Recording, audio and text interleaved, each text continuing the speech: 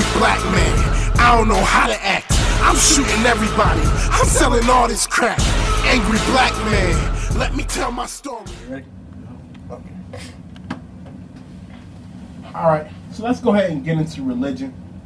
First and foremost, I know you said people have a misconception in regards to how you feel about religion when you come from religion. So I want you to explain your religious background.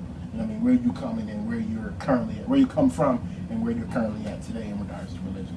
Yeah, I've been wanting to talk about this live for a while, and I didn't really know how to do it, but I was born and raised in the church. It's kind of weird. My mom had 2 miscarriages before me, and she had 1 after me. She couldn't have kids. She was considered barren, and to prove it, she adopted 2 girls because she couldn't have children. So one day she was in church, and a prophet told her that she would bear a son, and that this son would lead many people, and he would preach the gospel, and he would do all these magnificent things. And then I came. She was pregnant with me. So it's funny, like I'm a miracle. I'm closer to Jesus than all. I'm just playing. But I mean, me being here is not by like chance. Yeah. You know what I'm saying? Like I was supposed to be here. And so I mean, I was born and raised in the church. Preached my first sermon at 9 years old. I was a praise and worship leader. Like I sing for most people that don't even know that about me. I've sung all over the country. I've been to church all over the country. I mean, any state, any major city in the country, I've been there in church doing something. You know what I'm saying?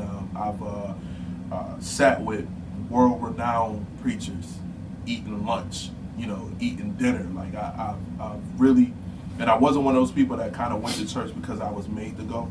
Yeah. I went to church because I wholeheartedly believed in it, and I wanted to be a good person. I mean, I wanted to be someone that God would smile on. That's who I was. Yeah. Had my own ministry. I've held every office you could name in the church. I've cleaned the church. I did the sound. I played the drums. I played the piano. I counted the money. I was the adjutant. You know what an adjutant is? No. The person that carried the preacher's books and stuff like that. I've been that person. You know what I'm saying? I've been an usher. You know what I'm saying? I've shoveled the snow. I've done everything you could name, from preaching to sitting in the back seat, in the back pew. So that's been my whole life. That's been everything about me. So a lot of times when people see me on Facebook, the first misconception is they call me an atheist, which I'm not an atheist. But then they approach me from the standpoint of a person that really doesn't know. And I know more than the average Christian anything God, anything related to the Bible. You know what I'm saying? That it is actually in my DNA at this point. No matter what I try to do, it's there. So that's my religious background. Okay, so then at what point did you start to realize that you were being misled in regards to, would you just want to say Christianity or religion as a whole? I would say Christianity because I'm not really familiar. I'm more familiar with Islam and different things like that, and different other major religions now. But I'm still not. I'm not like an expert in any of those. Yeah. But I have my own ministry. What's so funny? I got forced out of the church. Yeah. I never understood it. That's how from my religious background, I have absolutely none. I never liked the church. I never liked when my mom used to force me to go to church. I just could not stand it. I used to hate when Jerry used to try and get me to go to church because he had to sit in there. I felt uncomfortable. I always felt guilty when I didn't get no money in the tithes and offering and all that other stuff. I didn't want to walk up there. I felt embarrassed if I didn't get no money. So if I didn't have $1 to give, I wouldn't even go to church. Right. I just did not like church as a kid, and as an adult, I don't cope. It's just not for me. Well, with me, what kind of changed everything was I had my own ministry. I just got moved out. Let me tell that story too, because that's very important to know why I got forced out of the church. and I've never told anybody this, like, out in the open. Like, this is an exclusive thing. Exclusive? Yeah, this is exclusive. But when I was 5 years old, I witnessed my father cheating on my mother on tape. Oh, yeah. Yeah, so I'm 5 years old. You know, I'm a night owl and an early bird. So I'm always the last to go to sleep, but I'm the first to get up. Okay. And you know, my mom will record Sesame Street for me and have it in the VCR. You know, so I got up in the morning and I would play Sesame Street, you know, before anybody else got up, and then when everybody got up, then whatever. And this particular, I remember it like it was yesterday. It was a Saturday morning. I'm getting up, turn to play on the VCR, and I see my dad doing something weird with a woman that's not my mom. Yeah. So I'm like, what? Like, I'm 5 years old. I have no idea, no recollection. Like, I thought he was exercising. Like, I'm like dad doing something weird. You know, my dad's doing. So I watched the whole joint, and my sisters come downstairs. My sister's about 4 or 5 years older than me. And I was like, yo, look what daddy doing. Like, I'm showing them, and my sisters now, they're a little older. They know what's going on. So my sisters, they watched the whole joint, rewound it, watched it again, and they were like, yo, you should go take this up to your mom, take this up to mom. And I'm like, okay, like they're not telling me what it is. Yeah. They're not telling me what's going on. So I remember taking the tape out the VCR, moseying on my way upstairs. Like, I'm like, Ma. By this time, my mom's up, my dad's gone. I said, Ma, look what Dad doing. I put the tape in her VCR and played my mom, like my dad cheating on my mom for my mom. You know what I'm saying? Like that. I didn't even know it. I didn't know. Yeah. So I can never forget her face. Like, her face was like stone cold, and she was like, baby, little kids aren't supposed to see things like that. Yeah. And that was it. So she was like, go play. And she didn't show any sign of hurt. I saw nothing. Like, it was just blank. So I thought nothing of it. A couple years later, it turned out that my dad had a son outside of, you know, the marriage. And we were told that I would never meet my son. That's what they told us. You'll never meet him. Don't worry about it. Just know that he's out there. Because I was getting bullied at school by my half brothers, older siblings. They were bullying me in school. Like, why your dad don't pay child support? Why your dad don't? And I'm coming home like, Mom, when is child support? I'm a church boy. Like, I don't know nothing about none of this stuff. And so I'm saying to my mom, like, what is all this stuff? So lo and behold, the next day, that girl got kicked out of school, like, just out of nowhere. So I'm like, what's going on? So I guess they figured we can't have them out here with these secrets. So we got to tell them, you know, something of what's going on. So found out I had a brother, and I wasn't never going to meet him. And I remember I was 7 years old. I said, I'm going to meet my brother. That's what I said in my head. I'm going to meet my brother. So fast forward, 2009. I just got married. I was two months into being married. I was working at Walmart, and I saw the girl. Hey, it's funny. I worked at Walmart in 2009, man. We worked there together. I don't remember though. I worked the midnight shift. Oh, that's probably why. But I seen you there before. Yeah, I seen you there before. I used to. I sometimes used to work a little later shift, and then I work on the morning shift. Okay, so you work midnight shift. Right. Okay. So I'm sitting there. I worked in the freezer section. I'm putting food up, and I saw the girl that got kicked out of school for bullying me, talking about my father and stuff like that. And I knew that was my half brother's sister. Yeah. And so I walked up to her and I said, "Excuse me, do you know who I am?" And she was like, "Yeah." She was like, "Do you know who I am?" I was like, "Yeah." I said, "How's my brother doing?" She said, "Yo, it's funny you mentioned that, because he just found out a couple of days ago that his father wasn't his real father, and that he had a father out there and a whole, you know, brothers and sisters out there that he was never told about." Damn. His mother told him her boyfriend at the time that was his kid.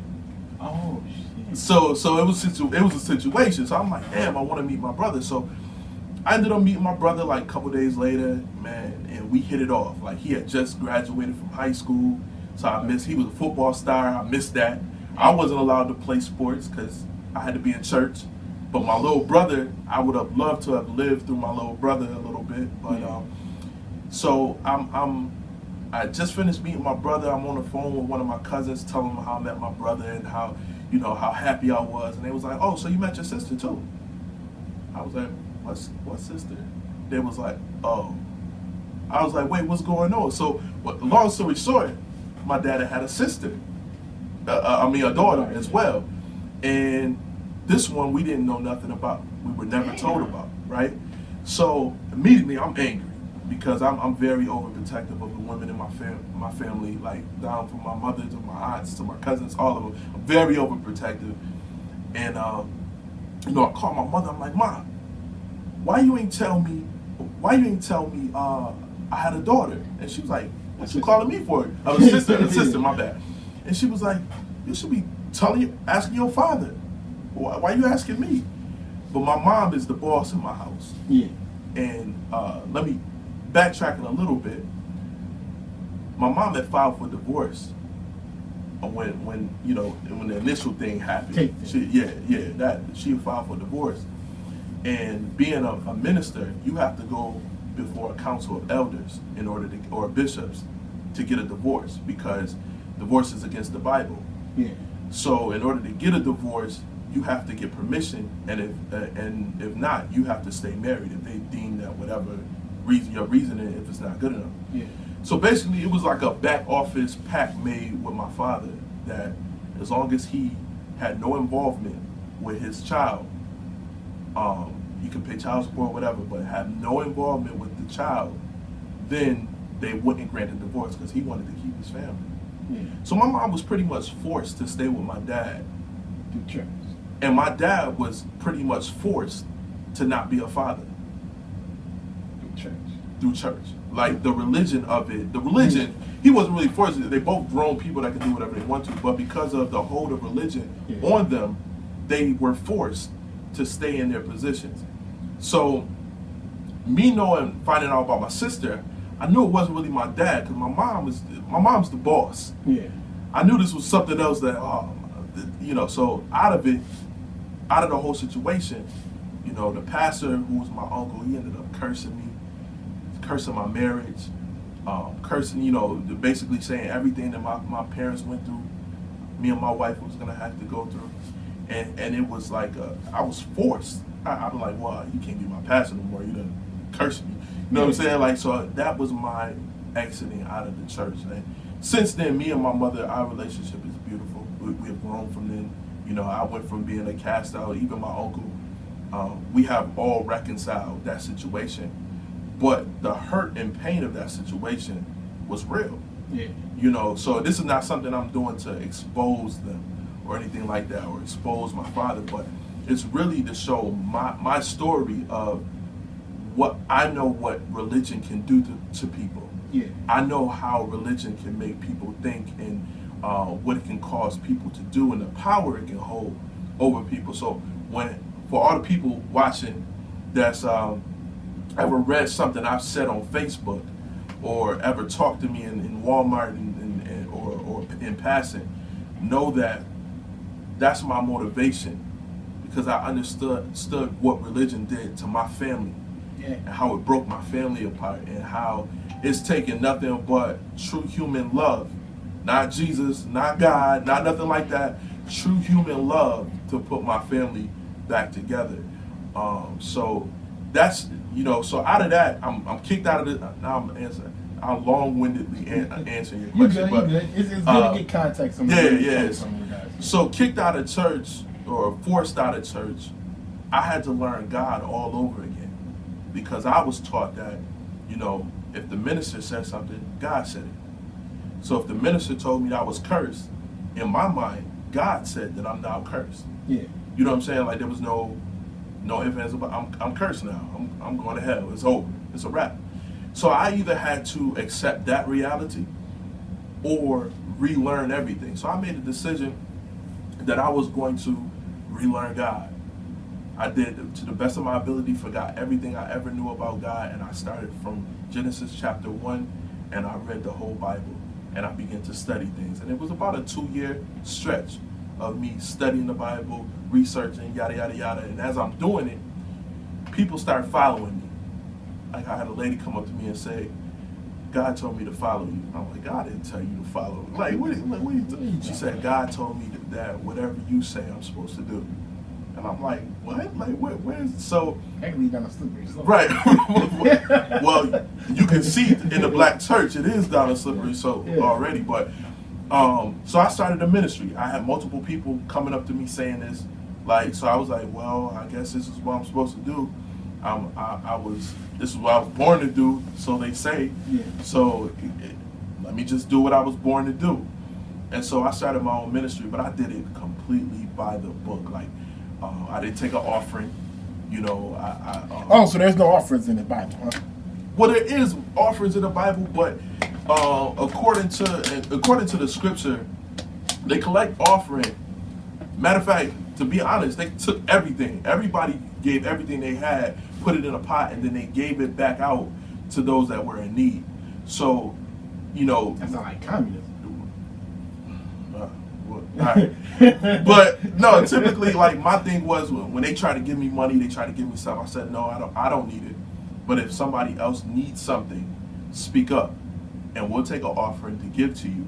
Yeah. Or if you hungry, you know, I can send out a mass text and be like, everybody bring some canned goods, bring some food, so and so is in need, yada, yada, yada. So I ran it like that, you know, and so we met on Saturdays, not Sundays, because I researched Sunday, and I knew what Sunday meant. I knew it was a pagan ritual why we meet on Sunday. So the Bible says, remember the Sabbath and keep it holy, so we met on Saturdays. And I noticed how it started from like 20, 25 people meeting, to within a year, it was down to like 2. Damn. And I was like, and I was heartbroken because I'm like, yo, I'm doing everything right. I thought you were about to say it went up to like 200. Nah, it went down to 2. Yeah. And I was heartbroken. Like, I'm like, yo, what, I'm doing everything right. What's going on? And that's when I learned that, something told me, I felt it in me. It wasn't myself. I don't want to say it was the God or whatever, but something told me that spirituality is meant to free people, not to bind them to you. Okay. So all this time I was giving them tools to find spirituality on their own, and they took it and went and found it on their own. So you don't needed you. Right. Okay. And that's what spirituality to me is for. If you're 20, 30, 40 years in still listening to somebody else's interpretation of God, how much of a relationship can you have with them on your own? I actually. You know what I mean? Yeah. So basically, your relationship is based off of somebody else's relationship. And to me, that's not really a relationship. So I started to, certain ones would reach back out to me and be like, yo, man, I went through this and I remember what you said. And I did this, and it worked out for me. And I'll be like, and that was a confirmation. Like, okay, so really, what we should be doing is raising up gods, people who can find God or spirituality or one with spirit, the spirit world on their own, And so out of that, one of the 2 people left. She tried to say she not, but Asia Henry, I'm about to name drop. Yeah. That's my girl. I love you, Asia. But Asia, she gave me this video. Before we get into that, let's make sure we shout her out. Asia got a nice little face makeup business. Yeah, in the Factory Outlet Mall. You need to get your makeup, your face made up right. Definitely. Shout out to Asia. No doubt. Go ahead. Yeah. So she hit me with this video. She said she didn't, but I know for 100% it was her. It was a video called Zeitgeist. I don't know if you ever seen it. No. But Zeitgeist, it's a documentary that talks about religion, it talks about money, it talks about the Illuminati, NWO, all that kind of stuff. But they had like a 30-minute section on religion. And they basically broke down, like when I was getting ready to watch, I'm like, I'm about to mess this up. Like they trying to bash God.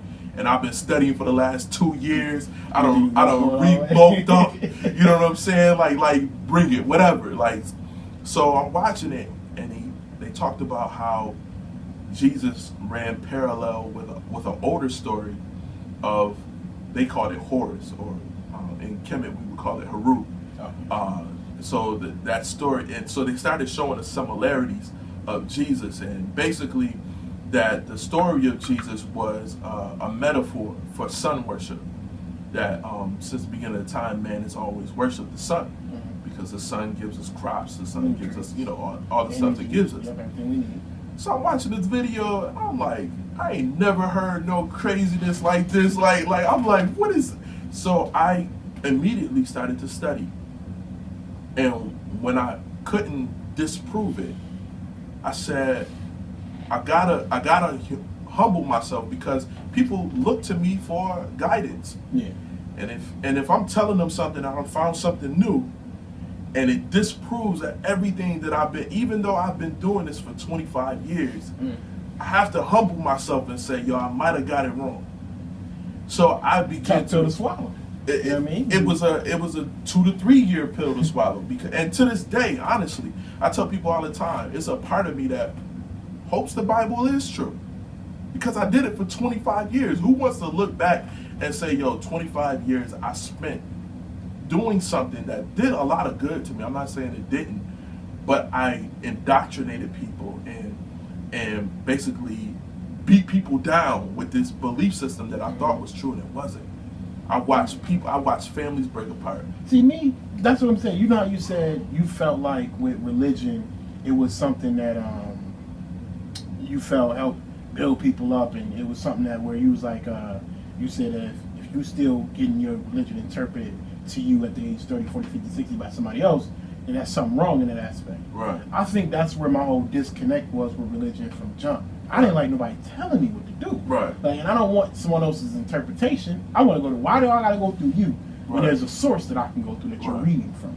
And I think that's where my disconnect from religion came from Jump Street, because I've been like that as a kid. I never really liked listening to what somebody tell me if they getting it from somebody else. Right. You know what I'm saying? I'll listen if you get it from you, but if you get it from somebody else, I need to know what the other person said, because you might be interpreting. All logic is destroyed, or it doesn't work in spirituality and religion. Mm-hmm. Well, in religion, spirituality, of course, but in religion, you're not supposed to be logical.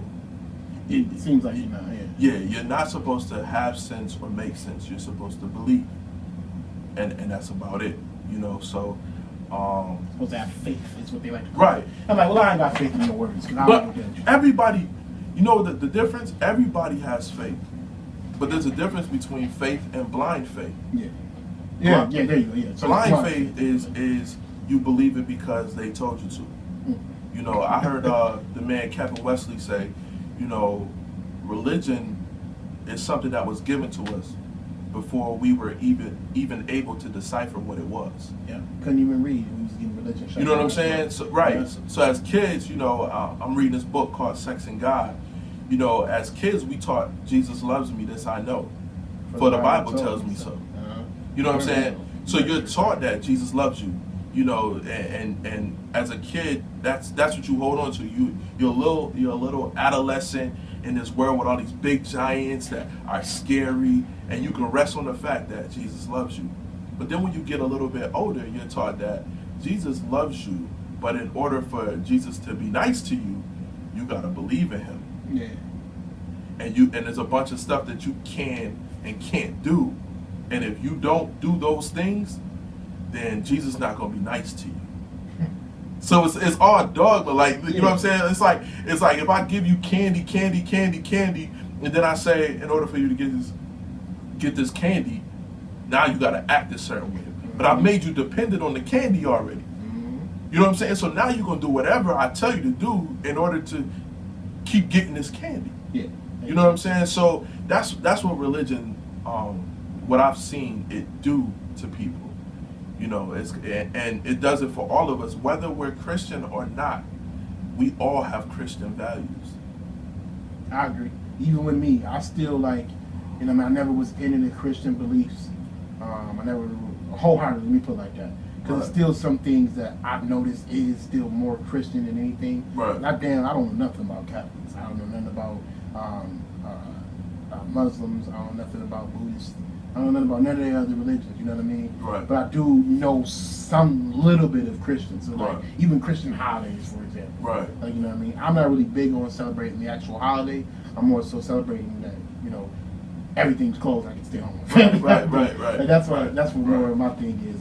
So yeah, I definitely get it in regards to that. Now, how did you get to the point to where you are now, and where are you now in regards to the whole religion thing? Because I know you said you went through two transformations. You went through as a kid, you transformed out of the church, and then you went and restudied, and then now you transformed to a new ministry and say you studied yourself and forget the original way you was taught God. So now that's two different ways you learned God, from when you was a kid to when you was, you said 09, which was about like 20 or something like that. Right. So when you were about 20, you relearned a new way, and then you had your own ministry, and you noticed that it was meant to get people to go on their own. Right. I mean, how did you get to this point now in regards to what you feel about religion?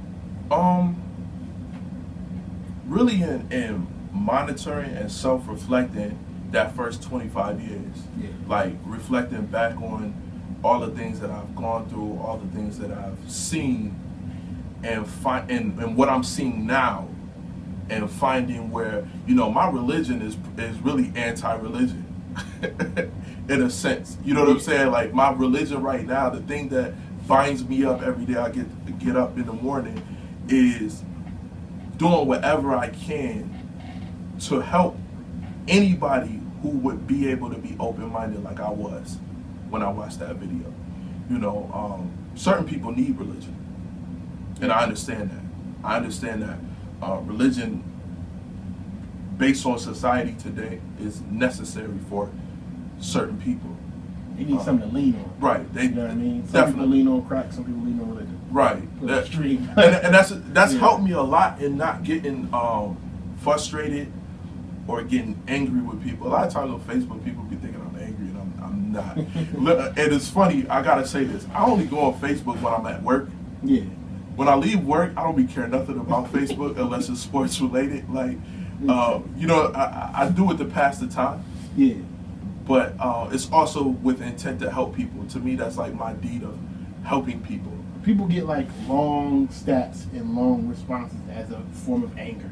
Right. Like, you know what I mean? More Right. so than me being gracious enough to explain. Right. I want to communicate. I want to make sure you Yeah. see where I'm coming from. Exactly. I can't put it in 2 sentences. I've become more balanced in it. At first, it was anger. Yeah. A couple years ago, I would be literally angry because I'd be like, yo, y'all, these people, not really angry at the person I'm talking to, but angry at whoever did that to you. Yeah. Because I know I was that type of person that I did a lot of things religiously to people in the way that I said things and the things that I've done, how I would make somebody feel guilty or different things like that. I knew what I did to people, so that made me angry. But now I'm just learning balance. Like I'm really learning balance of everything, and I think that's the center of everything. It's funny, you mentioned before that you shouldn't need a man to basically introduce you or teach you about God. Yeah, that's how it was. And it's so weird because I probably read the Bible more now than I ever did, still to this day. And when I read about Jesus, that's what he came to do. Like, according to the Bible, he died on the cross, and he made it so that man could live with God all the time. Like, before Jesus, God talked to whoever he felt like talking to. So he would talk to Moses, Noah, like different people in the Bible, but everybody didn't have access to God. You had to be special. Yeah. And supposedly that's what Jesus did. When he died on the cross, he made it so that now we can have the Holy Spirit live inside us, which is such a homo term. I don't know why people be comfortable saying that, but you're going to have a male entity live inside you as a man. How do you say that? But anyway, like this just makes me uncomfortable. There's no men living inside of me. There's no male entities living inside of me. But in saying all of that, how is it now that we've managed to, his biggest enemies, Jesus in the Bible, in the book, his biggest enemies were preachers. If you read the story of Jesus, it's called the 7 woes of the Pharisees, where he basically ripped the ministers of that day for, basically religifying everybody. Yeah. He ripped the preachers. So how is it that we're 2,000 years later and we're back in church, we're back listening to preachers, you know what I'm saying? How do we get there? Because people are getting the information from a third-party source. They're not going to get it themselves. Yeah. You know what I mean? If they went and got it themselves and they actually read each page of the Bible like they claim they do, Right. especially those Bible thumpers, and they would start reading some of the shit that just don't make sense. They don't add up. Right. You know what I mean? From certain parts, little excerpts that I read. And I actually, you know how you see stuff on the internet. I'm one of the people like, I don't believe it. Let me go check a real Bible. Right. You know what I mean? Right. That's just how it was. I'm like, because you can't believe what everything somebody tell you. So when you go read it, so you're like, yo, this shit is really in the Bible. Yeah. And it really wrote it. It's funny, Asia brought up, Asia's watching now. Oh, okay. She brought up a good point. It's when you backtrack, what got us back into this as far as us black people, because that's really the topic when we're talking about black people. Before slavery, we didn't Remember know. I asked you that? I was like, yo, what religion did we study before slavery? Right. You know what I mean? Because you track that shit just goes back to slavery. And before that, we don't know none of that. Right. You know what I mean? Right. I even tried tracking down my ancestors before slavery. Good luck. Now, We talked about that too. Now, Christianity You know was in Africa before slavery. what I mean? It's important to mention that. I'm not gonna, because people watching thinking I don't know what I'm talking about. I don't know what's going on. There was definitely Christianity before slavery. There was two types of Christianity. Okay, the one is the Christianity we know, Jesus, you know, all of that, died on the cross, yada yada yada. That was in the smallest part of Upper Africa. Hadn't reached. Africa is, and if you don't know it, Africa can fit like 9 continents in it. Yeah, That's how big Africa is. is. The globe doesn't. If you Google actual size of Africa, you'll see Africa is humongous. Christianity was in the smallest part of the Jesus Christianity of Upper Africa, and that was because that's the closest part of an easy commute from Europe, coming down, you know, from Europe. The other Christianity is like we talked about before, Horus, if you would call it. There's a book called Christianity Before Christ, Okay, which talks about, and this is kind of, if I would say spiritually, what I believe in or reside in is that there is a Christ in all of us. As far as every day you wake up, you got to save yourself from yourself and others. Is that more like a God body kind of thing, like a 5% teaching?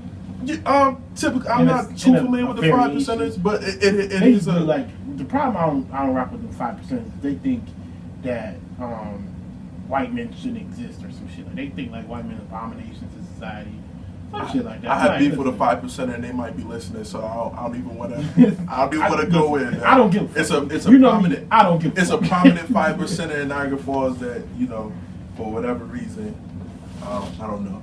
So I really don't. I don't know much about them. They believe in God bodies, like the black man is God. Right. You know what I mean, like that. So is in regards to, is it a maybe they could have came a spin off from the religion, right? Of Hebrew Hieronymus, and ended up starting, you know, because it's always extremists. People don't always. There's always going to be somebody say, "Oh, we gods. All right, let me take this and teach it my way." And now we 5%ers. Right. We God body. We, right. You know, right. It might be some shit like that. Like, see, that's just me speculating. Funny thing is, and I definitely on my way over here, I wanted to figure out a way to put this in because we as Africans or indigenous people to the globe in America, I think most people can agree with that. People don't like black, people don't like African American, people don't like whatever. We are indigenous people to this globe living in America. I think most people can agree with that.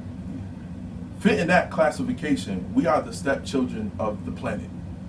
We have no identity. We don't know where we came from. We don't have a bloodline that we really can trace back. I tried it. You know what I'm saying? I tried it too, and it's a very sad and depressing state of the indigenous people of the globe in Africa, in America. Yeah. So with that being said, we all, no matter what, as us being African Americans, we try to identify something that gives us identity, and it usually gives us some sort of supremacy. But this supremacy, we can't prove on this reality.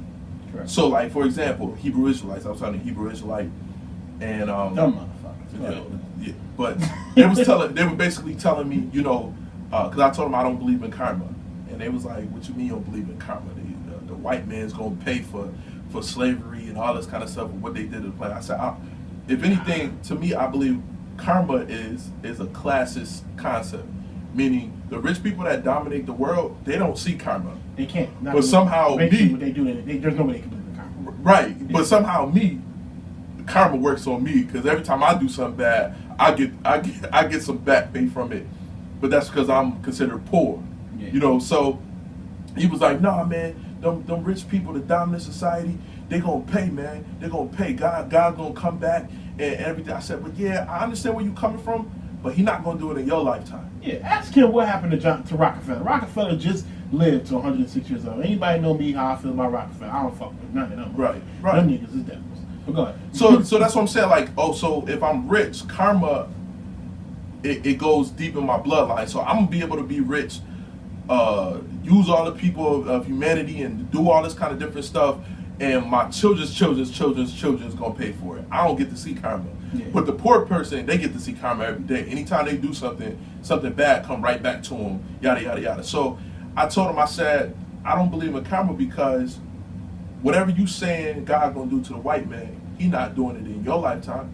Yeah. That white man's still surviving off of subjugating you. Mm-hmm. So what's the purpose of being a Hebrew Israelite or claiming to be that and yelling on the street corners about how you supreme and yada, yada, yada, but you broke. Your kids is broke. You ain't got nothing. Yeah. You know what I'm saying? But your Hebrew Israelite supposed to take you out of your predicament. You know what I'm saying? Yeah, or you a that's how Christian. Like, I don't want to just bang on Hebrew Israelites. You a Christian. You the righteousness of Christ Jesus. You the head and not the tail. But you punch a clock every day for another white man. You know what I'm saying? Yeah. What does that happen? When God blesses you, he blesses you with a house or a car. Or he bless you for some shit you work for. You know what I'm Like, saying? But you stop. got a car note. Yeah. And like, he didn't bless you with a house just outright. Yeah. Because at the very least, you still paying taxes on it. So what is God like? But we give ourselves these names and these identifications that give us some sort of identity and supremacy when we can't manifest these names and statuses in real life. So Yeah. there's no point to them. Yeah. You know what I'm saying? Yeah, absolutely. There's no point to it. them. Somebody got mad at me because one time I was like, so if y'all thank God for every good thing that happened, right? Right. And y'all think and you blame the devil for every bad thing that's happening. I'm like, who fault is it when too much bad shit is happening? Is it the devil or is it God? Or is it God? You know what I mean? Them motherfuckers like, well, the devil be working. I'm like, so your devil is more powerful than your God, then maybe you need to be God. It's Boy, funny. they got mad at me for that shit. Come on, man. Like, and that's a question. Like, when you even look at the Bible, the devil in the Bible, the devil is not this evil entity. Like, he is a agent of God. He was an angel, wasn't he? Fallen angel or something? Yeah, and even when like you look at different stories, his job was basically to test us. Okay. Test our faith. And he tested us when God gave him permission to do so. So when people be saying, I bind the devil, how you bind the devil? Like he on God's team, he on his payroll. Yeah. So what are you binding him to? So it's kind of like when the FBI commissioned out drug dealers, put them on the payroll, testing people. Right. The next thing you know, they arrested the same motherfuckers for doing that. Come on. So God punishing you for the same shit he told somebody to test you on. Man, and I just had to come to the conclusion that the way we were taught God or the story of God, it just ain't true. Yeah. It can't be. I don't think God, my personal thing with God is, or whatever, I believe in spirituality. I believe that more so of like, I don't think what people, let's just say God, I don't think he has like this direct effect on my life like people make it seem like for instance, I don't think, I wake up, I drive my car, I go to my mom's house, I go inside her house. I don't think God is controlling that like a puppet. Right. You know what I mean? Right. I think more so of we were given spirituality of morals, basically saying what's right, what's wrong. You know what I mean? And I believe your conscience tells you where your spirituality is. Right. So if you can do something good and it makes you feel good, that's good conscience. If you can do something bad and don't feel bad about it, that's bad conscience. Right. So I don't think there's a situation where God is like, here, I'm going to have you rob this bank, and you ain't going to, and this is what I planned for you. This is my goal. Right. This is God's teaching. This is the road I paid for you to And that's rob funny. this fucking bank. It's funny you say that because it's like, I ask this question all the time. Like, why does God need a 9-year-old girl to be raped in order for him to be able to show her that he exists. Thank you. Like, in order for her to feel God, she had to get raped first for 5-10 years by her uncle. And then she got so sad, and then she went to church one day, and something came over her that, quote unquote, healed her from the things she been dealing with. That's how God needed to show himself to her. Like, why? And even if that is true, if that's 100% true that God had to do that, yeah. Why would I rock with somebody, a guy that did that does it that way? That's like, nah. Okay, if hell is my penalty, I'm going to hell. I would not rock with somebody that will give somebody a house or a car, and there's hungry children that haven't ate this week yet. You know what I'm saying? Like if that's what you do, if say we got deadbeat dad syndrome all going out through the hood. So if a father, you say a father was never there, kid grows up, father was never there, all of a sudden the father shows up trying to hug you, kiss you, love you, and give you stuff, you're gonna be like, yo, where was you at? Exactly. And 9 times out of 10, you're not gonna rock with him because he left you hanging all that time. But when it comes to God, God can leave you hanging. You make excuses for him. Oh, it's not my time. Yeah, you know what I'm saying? It ain't my time. It was because I did something, yada, yada, yada. But God leaves you hanging all this time, and every once in a while, he gives you a sensation, and that's good enough. No. Obviously, how we see God has to be wrong. Yeah. It has to be something messed up, because we wouldn't, if God was a human and did the exact same things that they say he did, we wouldn't rock with him. And we was made in the image of God, allegedly, right? So that's my whole thing. I'm like, if I'm made in the image of this man, or whatever he's supposed to be, this spirit or whatever, right? Right. There's no way you're going to tell me that I was made in the same image. I was made from the same cookie cutter image as this nigga who decided to just murder 9 people in the church. Right. Or this dude that just decided to rape 6 little girls. Right. You know what I mean? Right. We're not cut from the same cloth. What kind of cloth is that? Right. You know what I mean? You telling me I'm cut from a cloth where I can do that kind of inhumane thing? Right. I can't even fathom doing something like that. Yeah. So that tells me something ain't right in this whole link between humans and God. And I think we need to figure out what the hell it is. I personally feel like it's not a direct connection. It's more of a subconscious feeling. Right. That's all it is. Like your morals, unfortunately, can be tainted by man. Right. So why does man have so much power over something that God finds divine? You know what I mean? And Angel brought up a cool point. She said we mistake our own power for that of something outside of ourselves, and that's unbelievable. And that's the biggest. Really, that's the biggest deception. Like I can't think of a bigger deception of being convinced that in order for me to be good, I need something outside of myself. Yeah. Like I'm not good on my own. You know what I'm saying? Like I came into this earth, like in the African belief, you come into this earth, you the closest thing to God. A baby is the closest thing to God, because wherever they came from before here was whatever. Yeah. You know what I'm saying? Babies and the elderly are the closest things to God, because the elderly about to go out and the babies is coming in. Yeah. So it's like that baby, we taught that the baby is born in sin. How? You know what I'm saying? Like God somehow let that one slip through the cracks. You know what I mean? Like I told you I don't do it that way, but I'm gonna let it happen. Come on, man. You know what I mean? So, you know, it's funny, man. I think really once we debunk the God in the Bible, and that's what I do a lot on Facebook, debunking the God of the Bible. Like once we debunk these stories and we start looking at these stories for what they really are. A lot of actually is children's story. You break it down in the most basic form. You shouldn't be able to explain such a complicated entity to children. But I mean, the Bible is Disney for the 3rd century child. Yeah. Like that, you know, he didn't have a TV, he didn't have an iPad, so he had the Bible, Disney story. Like, I was reading on Noah's Ark, and it's so crazy how, you know, are you familiar with the story of Noah's Ark? He got 2 of each animal, and somehow they replenished the whole fucking earth going on. So you got a man and 3 sons that built this ark that fit every animal species in it. But somehow it took 2 million slaves to build the pyramids. So it took 4 men to build a boat 4 men can't build a boat that big right now. With the technology. You know what I'm saying? With the technology we got. So 4 men built a boat that fit every animal species in it. The complexity of it. Come on, man. You know what I mean? Alone. You gotta have ants. space for. Check it out. 2 ants would die. 2 ants cannot survive because ants, in their own culture, all the ants have different jobs. Yeah, it's a whole little ants. You know what I'm saying? Ants So a male and female ant alone for a whole year sitting on a boat is definitely about to get ate by the aardvark or you know what I'm saying? Or you know what I'm saying? Like come on, like eater. How do we put this? Where did the penguins sit?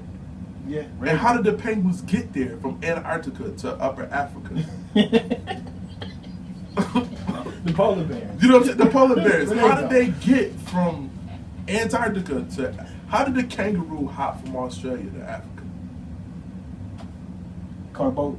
I mean, come on, like you gotta ask these kind of questions, You know what I mean? man. Like, and once you start asking these questions, People call you crazy. Yeah. You know, they don't say, well, that's logic. They're like, well, it happened because they wrote it down. I'm like, Right. yeah, motherfucker, I can write what I want to. Once you got, when you control the narrative, you can write whatever the fuck you want. Right. I felt like with them stories in the Bible, them seem like some fans they're like LeBron fans. Oh, man. Don't start. That's what they like to me. Yo. They like some dudes. Apologies. They make up just extreme stories about some shit. But mind you, the story was actually written down thousands of years after it supposedly happened. So you just imagine that. Imagine me telling you a story and 1,000 years from now. How likely is that story gonna be still intact exactly how I told it to you? A lot of y'all can ask yourself this question. You was with your uncle, right, when some shit went down. 5 years later at the family reunion, your uncle telling that story. Ask yourself, do the shit sound the same? Right, right. And he was right. there. And we all had some a little exaggeration. Your uncle might like, say, you know I saying? jumped Like, over you 3 of them asked niggas. Right. You know what I mean? It might have turned from your uncle getting beat up one-on-one to him getting jumped by 6 people. Right, You know exactly. what I mean? That's how quick. And even as a child, you do the game called telephone. Right. And you can tell how distorted the story can get within 2 seconds. Right. You know what I mean? So... And so, I still, and like I said, I'm a person who avidly still reads the Bible, but I read it in metaphor and allegory. Yeah. I get off the bus. I tell anybody that believes in the Bible, I get off the bus when you try to convince me that this actually happened. That's where I get off the bus. If you look at the story of Moses, the Bible says 600,000 men plus women and children exited out of Egypt to go to the promised land. So 600,000 men plus women and children. So you're looking at least 1 million people because there's always more women and children than there is men. So you had the Million Man March. So you got 1 million people exiting out of Egypt to go to Jerusalem. Now, when you Google map it, and this is why the God of the Bible has to be retarded, because if you Google map Egypt to Jerusalem, he must not have known we was gonna have Google Maps like 4,000 years later. It's a 4-day walk. It's a 4-day walk. Yeah, So you got 1 million people walking 4 days, but it took them 40 years to get to Jerusalem. So somebody... How does it take you... Now, mind you, in 40 years, you got people coming from all which ways. Trading. People is coming from Jerusalem to Egypt to trade and things of that nature. You don't think somebody would have said, oh, what y'all looking for? Oh, Jerusalem? Oh, it's right up there. Yeah. It's 1 million. Like, come on, that really happened? 40 years. 40 years. Y'all traveling in the wilderness. So, and you're God's chosen people. You're not just you're the chosen people. Yeah. So God chose the dumbest people on the earth to be chosen and to wander in a 4-day trip on foot for 40 years. For real. And this is the lineage that I come from. I mean, something ain't right. Something ain't right. So, in regards to that, in closing, in regards to your thoughts, in regards to what people may have misconceived about you, in regards to religion, what would you like to leave people with on your thoughts and your beliefs in regards to, or maybe what they should be doing next? You know, Teddy Small said, "Don't start that LeBron shit." Something going. What I would leave people with, honestly, is that I love, and love is my religion. I love, and love is not always peachy, creamy, happy, lovey, huggy. Hell no. Love is also tough. Love is also rough.